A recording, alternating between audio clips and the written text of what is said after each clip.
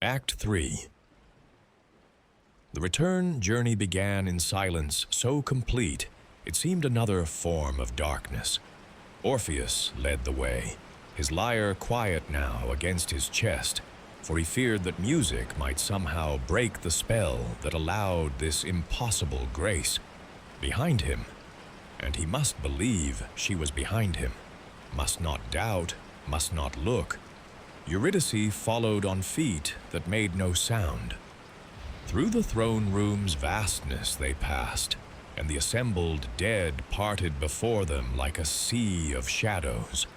Some reached out as if to touch Eurydice, to confirm that one of their number was truly returning to the lands above, but their ghostly hands passed through empty air.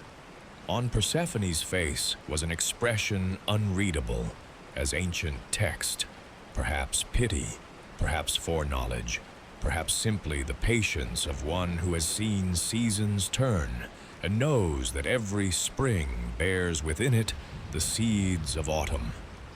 Cerberus stirred as they approached the gates, all three heads lifting in confusion. The great hound knew his duty, to prevent escape from the realm of the dead. But here was a puzzle beyond his understanding. The shade that passed was marked with the seal of Hades himself, bearing permission that overruled even the guardian's ancient purpose. The dog whined, a sound like distant thunder, and laid his heads back down. As Orpheus passed, he whispered thanks to the beast, and thought he heard, just for a moment, the whisper of footsteps behind him. But he did not turn. He must not turn. Into the fields of asphodel they climbed, and here the temptation grew stronger. The countless wandering shades pressed close again, drawn by some quality in Eurydice that spoke of exception, of hope where no hope should be. They moaned and whispered, and in their whispers Orpheus heard questions. Does she walk? Does she follow? Is she truly there? He shut his ears to their doubts, fixed his eyes on the path ahead, and trusted in the sound of silence where footsteps should be. Past Sisyphus they climbed, and the eternal prisoner called out, "Singer, your shadow has a shadow." But whether this was confirmation or mockery, Orpheus could not tell and dared not investigate. The boulder sat balanced on its impossible point, still enchanted by the memory of music. Past Tantalus, who opened his mouth as if to speak but said nothing, only watched them pass with eyes that held eternity. Past all the landmarks of torment, up and up, toward the world of the living. The darkness began to change in quality, still absolute, but somehow less dense, as if mixed with the mere absence of light rather than light's opposite. The air grew warmer by degrees so slight that Orpheus could not be certain he wasn't imagining the change. How long had they walked? Time meant nothing in the realm of the dead, but surely hours had passed, perhaps days. His legs ached with the constant climb, his fingers itched to play his lyre, his throat burned with unsung songs. But strongest of all was the desire to turn, to look, to confirm what faith demanded he accept without proof. "Eurydice," he whispered, and immediately cursed himself for the weakness. No answer came. How could it? She was shade still, voiceless until the sun restored her fully to life. But the silence that followed his call seemed emptier somehow, and doubt crept into his heart like water into a cracked vessel. At the banks of the Styx, Charon waited with his boat. The ancient ferryman's face showed no surprise at their return. Perhaps nothing could surprise one who had witnessed the procession of souls since time's beginning. He gestured them aboard without a word, but as Orpheus stepped into the boat, he noticed that it settled deeper in the water than it had on the journey down. weight behind him, invisible but real. His heart leaped with relief so sharp it was almost pain. She was there. She must be there. The crossing seemed both eternal and instant. The river of forgetfulness whispered its seductions, promising release from the torment of uncertainty. All Orpheus had to do was drink, and he would forget why he must not turn, forget the condition that bound him. But he kept his eyes fixed on the far shore, and his lips sealed against temptation. Behind him, nothing. No breath, no movement, no sign. Only faith, growing heavier with each stroke of Charon's oar. On the far shore, as they disembarked, the ferryman spoke. "The living," he said, his voice like distant water, "see only what they expect to see. The dead see what is. Remember this, singer." Whether warning or riddle, Orpheus could not pause to unravel it. The path upward called, and he must follow. Now came the true test. In the deepest parts of the underworld, surrounded by impossibilities, it had been easier somehow to accept one more impossible thing. But as they climbed toward the world of reason and daylight, each step made the situation more absurd. How could Eurydice be behind him? How could the dead return? What if the gods had tricked him, sending him back with nothing but false hope for company? What if he climbed alone, a fool talking to his own shadow? The path grew steeper, narrower. The walls pressed close, and Orpheus had to use his hands to climb in places, his lyre bumping against his back. In these moments of struggle, when all his attention focused on finding the next handhold, the next stable place for his feet, he could almost forget his doubt. But in the easier stretches, when the path leveled and widened, the questions returned with doubled force. He began to play games with himself, mental exercises to maintain faith. He would count 100 steps before allowing himself to whisper her name. Then 200, then 5.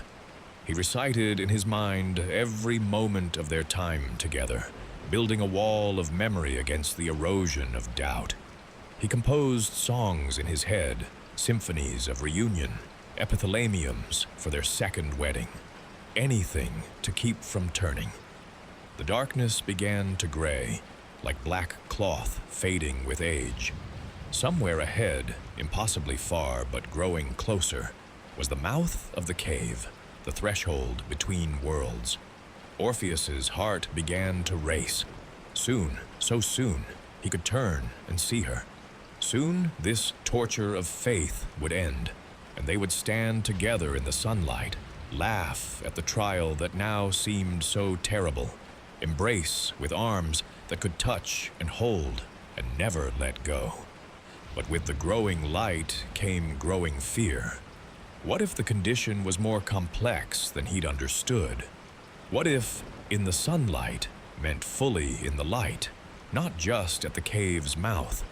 What if he turned too soon by mere moments and lost everything? The instructions had seemed clear in Hades's throne room, but here, approaching the critical moment, every word seemed ambiguous, fraught with potential for misinterpretation. His steps slowed despite himself. Behind him, was that a sigh? The first sound she'd made since beginning this journey? Or was it just the wind finding its way down from the world above? He wanted to call out, to ask her to make some sign, but fear held his tongue. What if speaking to her counted as looking back? What if acknowledging her presence broke whatever spell allowed her to follow? The cave mouth appeared ahead like a wound in the darkness, bleeding light. It was still distant. 100 steps? 200? But Orpheus could see the quality of that light, could tell that it was true sunlight, not the false glow of the underworld. Afternoon light, golden and warm and real. The sight of it made his eyes water after so long in darkness, and he had to pause to let his vision adjust. In that pause, doubt struck with the force of a serpent's bite. The silence behind him was perfect, complete. No breathing, no footfalls, no rustle of cloth. He had climbed for hours, perhaps days, and in all that time, not one sound to confirm he didn't climb alone. What if this was the gods' cruel jest? What if they had sent him back with nothing but the illusion of hope? What if Eurydice remained in the halls below, waiting for him to realize his fool's errand? Please, he whispered to the air, to the gods, to whatever power might be listening. Just one sign, just the smallest sound to tell me I'm not alone. But the only answer was his own breathing, harsh in the tunnel's confines, and the distant call of birds from the world above. Real birds, living birds, their songs a reminder of everything he'd almost regained and might have already lost. 50 steps from the cave mouth. He could see details now, grass moving in the wind, the branch of a tree swaying across the opening. The smell of the upper world reached him, flowers and earth and the green scent of growing things. It was almost over. The test was nearly passed. All he had to do was maintain faith for 50 more steps, 40, 30. But a new fear seized him. What if Eurydice couldn't follow him into the light? What if she reached the cave mouth and could go no further, held back by some law he didn't understand? What if he emerged into the sunlight alone, turned to find her trapped just inside the darkness, visible but unreachable? The thought was unbearable. Better to know now, while he could still act, still plead, still return to beg the lords below for clearer terms. 20 steps. The sunlight was warm on his face now, the cave mouth wide before him. His shadow stretched back into the darkness. One shadow, only one, though he tried not to notice. The birds' songs grew louder, a chorus of life calling him home. But what was home without Eurydice? What was sunlight without her to share it? 10 steps. The fear was a living thing now, clawing at his chest, screaming in his mind. Every instinct demanded he turn. His neck muscles tensed with the effort of resistance. His hands trembled on the lyre. The golden light that should have meant triumph felt instead like judgment, illuminating his solitude. 5 steps. The grass was beneath his feet now, soft after the stone of the underworld. 4 steps. The sun full on his face, warm as a blessing. 3 steps. Almost clear of the cave, almost safe. 2 steps. 1. And here, at the very threshold of triumph, Orpheus's faith shattered like a lyre string pulled too tight. The silence behind him was unbearable, the uncertainty a weight greater than all the darkness of the underworld. He had to know. He had to see. What good was sunlight if he stood in it alone? He turned. For one perfect, terrible moment, he saw her. Eurydice stood just inside the cave's mouth, her form wavering between shadow and substance. She was exactly as he remembered, and utterly changed. Her eyes held depths that only the dead possess, her beauty now edged with the terrible knowledge of what lies beyond. Her hand was extended toward him, nearly touching the line where darkness met light, and on her face was an expression of such love and such sorrow that it would haunt him all his days. Their eyes met across the threshold between life and death, and in that meeting was everything. All their love, all their loss, all the might-have-beens crumbling to dust. Eurydice's lips moved. shaping words he would never hear. Perhaps it was his name. Perhaps it was forgiveness. Perhaps it was goodbye.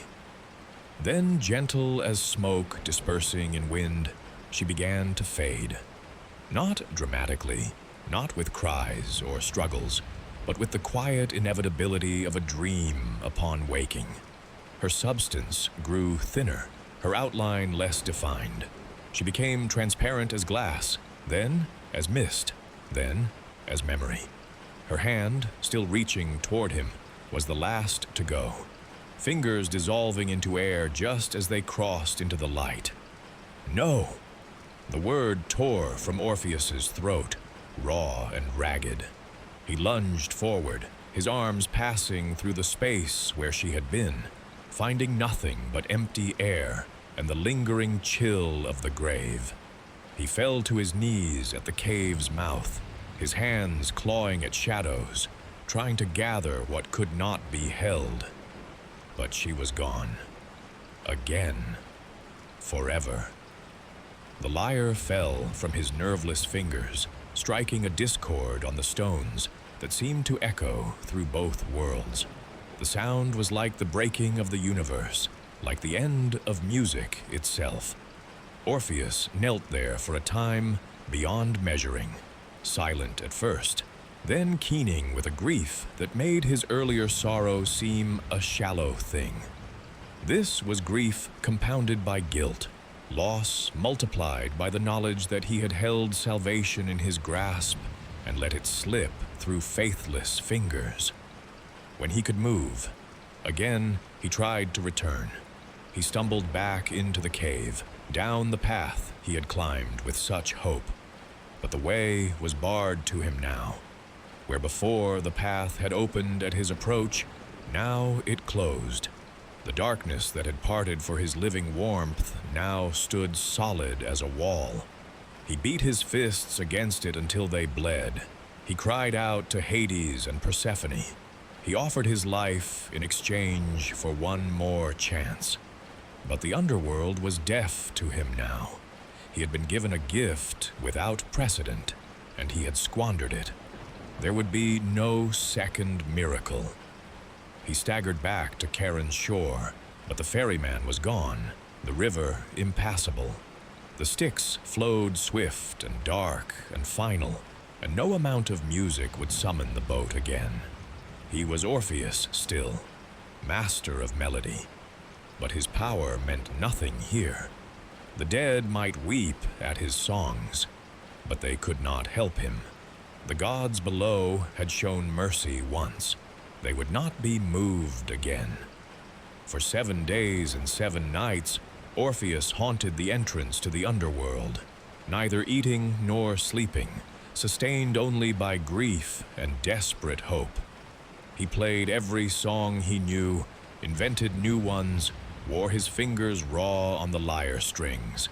The music that poured forth was beautiful and terrible, full of such longing that the very stones cracked with sorrow. But the path remained closed, the darkness impenetrable. Eurydice was lost to him, not by fate or chance this time, but by his own failing. On the 8th day, weakness and despair drove him back to the upper world. He emerged from the cave like a ghost himself, hollow-eyed and gaunt, his hair wild, his clothes tattered. The sun that had seemed so precious now hurt his eyes. The songs of birds were mockery. The beauty of the world was a bitter jest. For what good was beauty that Eurydice could not share? He could not return to his old life. How could he live in the places where they had been happy?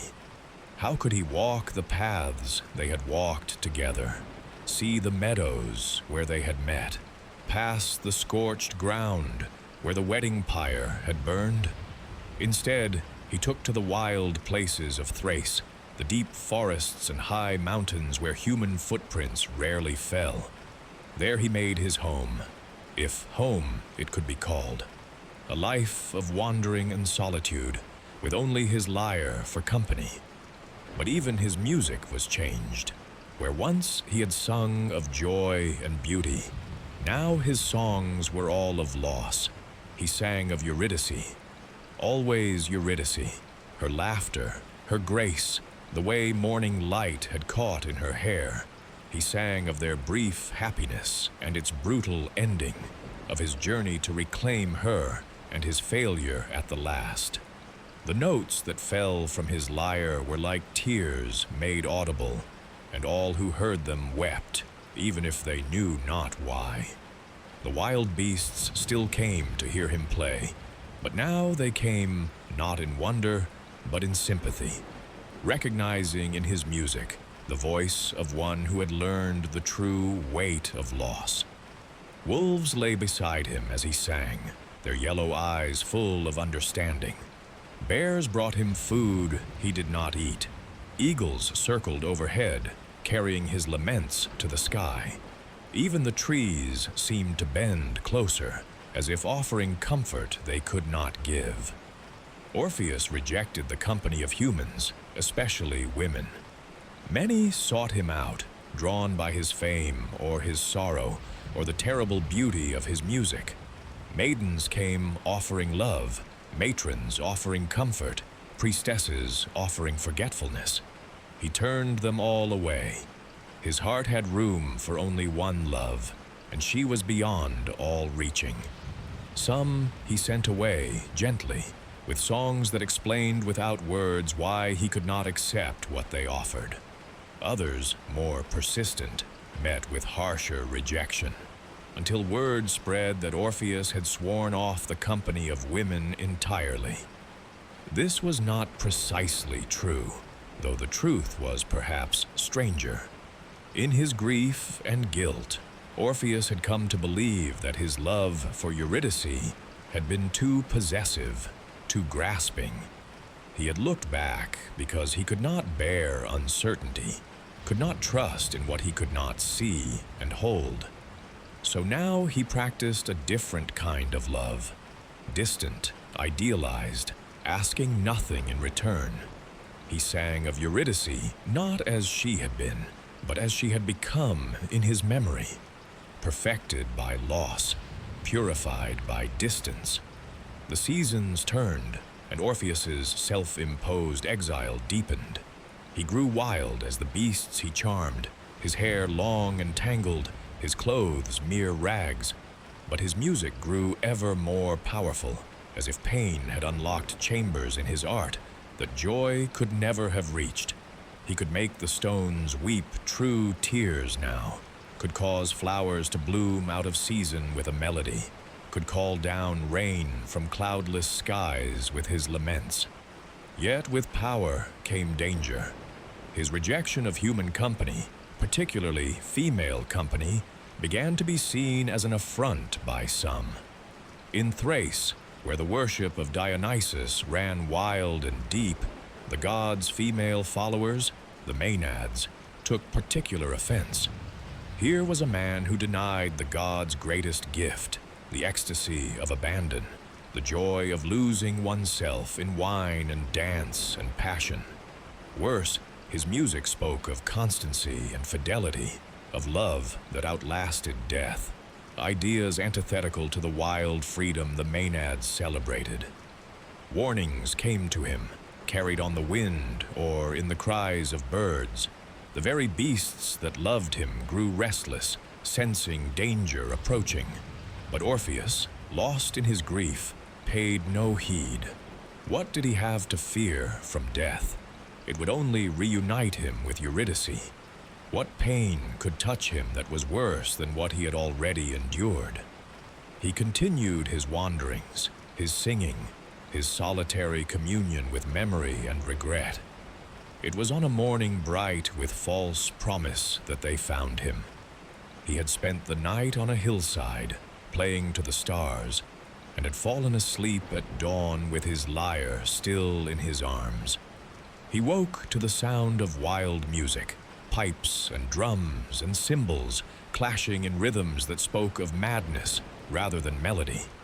The Maenads had come, a storm of women driven to frenzy by wine and religious ecstasy, their eyes holding no more human reason than a forest fire holds mercy.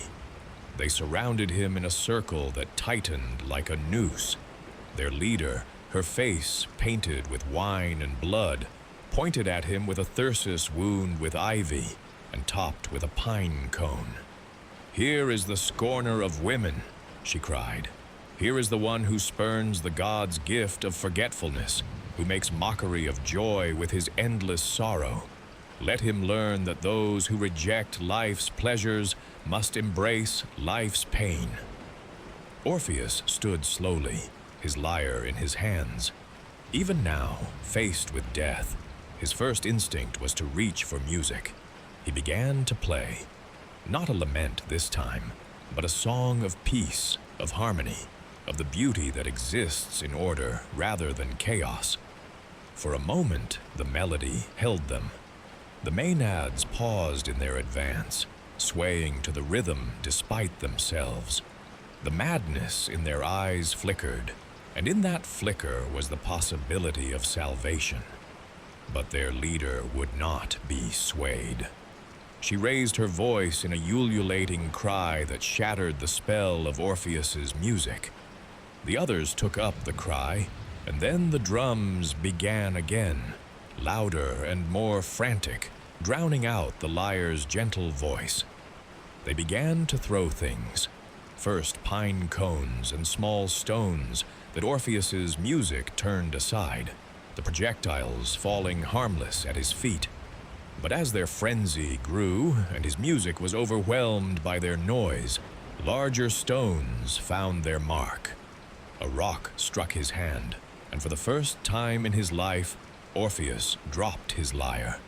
It fell to the ground with a sound like the world ending, its strings snapping, its frame cracking on the stones. Without it, he was just a man, mortal, vulnerable, alone.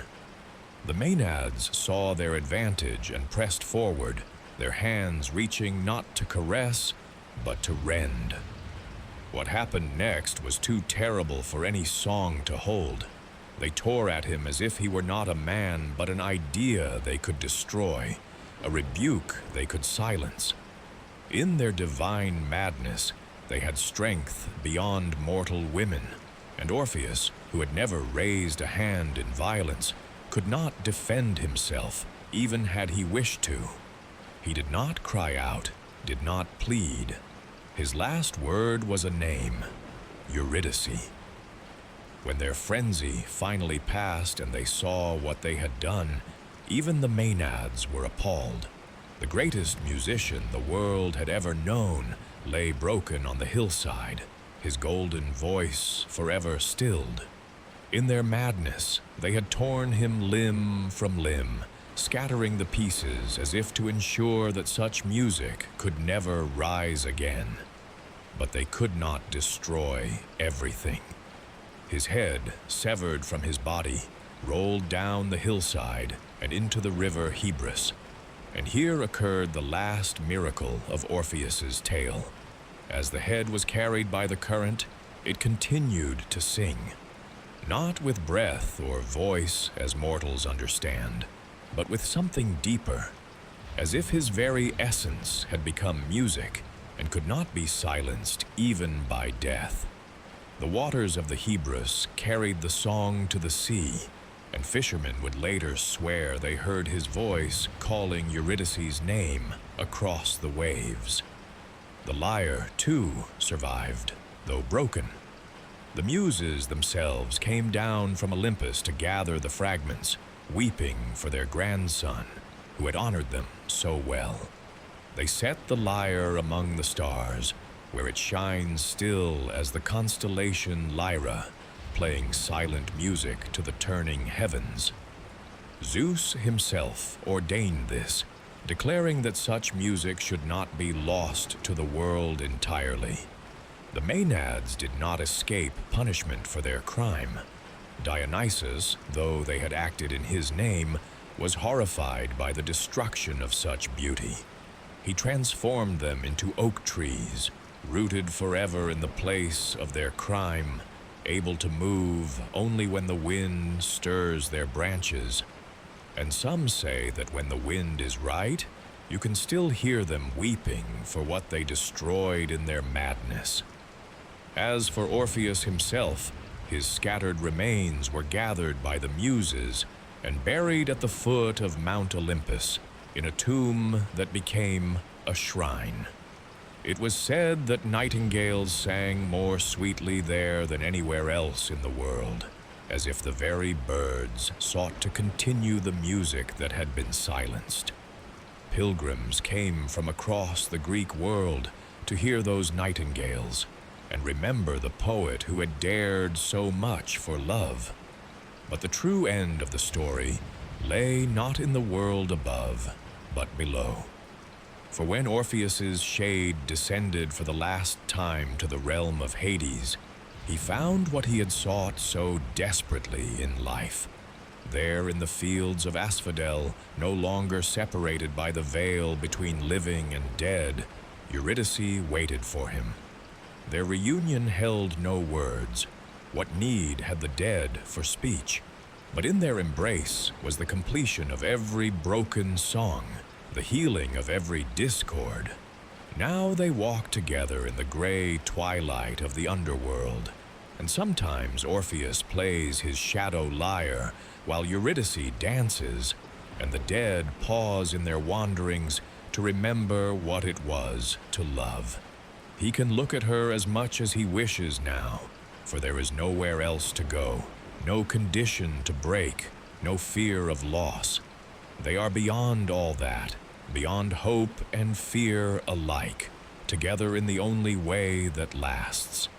Some say that on certain nights, when the constellation Lyra rises and the nightingales sing at Orpheus's tomb, you can hear an echo of their story on the wind, the music of meeting, the silence of loss, the song of reunion beyond the grave.